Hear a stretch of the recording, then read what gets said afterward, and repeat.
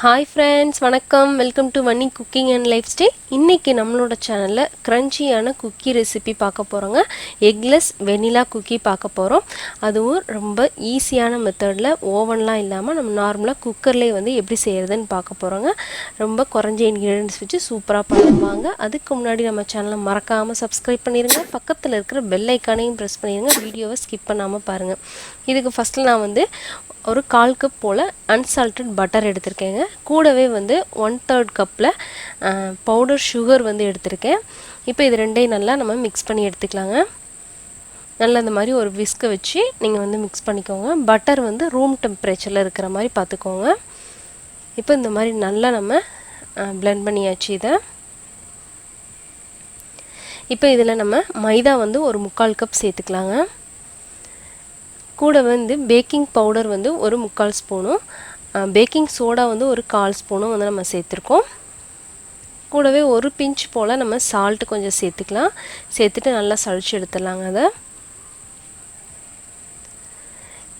இப்போ இதோடவே வந்து நம்ம வெண்ணிலா எசன்ஸ் வந்து ஆட் பண்ணிக்க போகிறோம். இதுதான் நம்ம குக்கியோட ஹீரோ. இதையும் சேர்த்து நம்ம நல்லா மிக்ஸ் பண்ணிடலாம். மிக்ஸ் பண்ணும்போது நம்ம சப்பாத்திக்கு பிசைகிற மாதிரி நம்ம அடித்து அந்த மாதிரிலாம் நம்ம பிசைய வேண்டாங்க. சும்மா லைட்டாக நீங்கள் இந்த மாதிரி பிசறி விட்டிங்கனாலே போதும். நல்லா வந்து எல்லாம் மிக்ஸ் ஆயிரும். இதில் இப்போ எக்ஸ்ட்ராவாக நம்ம ஒரு ஸ்பூன் போல் மில்க் வந்து சேர்த்துக்கலாங்க. நல்லா காய்ச்சி ஆறின பால் வந்து சேர்த்துக்கலாம். சேர்த்துட்டு நல்லா லைட்டாக நம்ம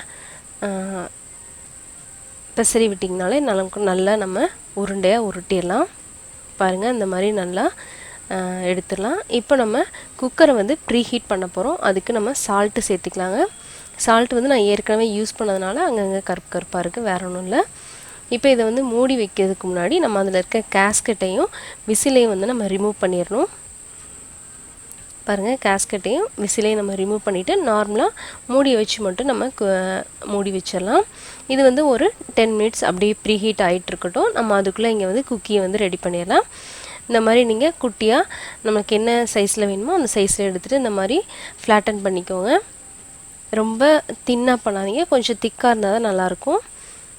இதில் நம்ம சாக்கோ சிப்ஸு இல்லைனா வந்து ஸ்ப்ரிங்கிள்ஸ் இந்த மாதிரி வச்சு கார்னிஷ் பண்ணிக்கலாம். கொஞ்சம் நல்லா அழுத்தியே நல்லா வச்சிங்க அப்படின்னா நல்லா நின்றுடும். இப்போ இது வந்து நான் க்ரீஸ் பண்ணி வச்சுருக்கேன், பட்டரை வச்சு க்ரீஸ் பண்ணி வச்சுருக்கேன். அந்த பேனில் வந்து நான் வச்சாச்சு.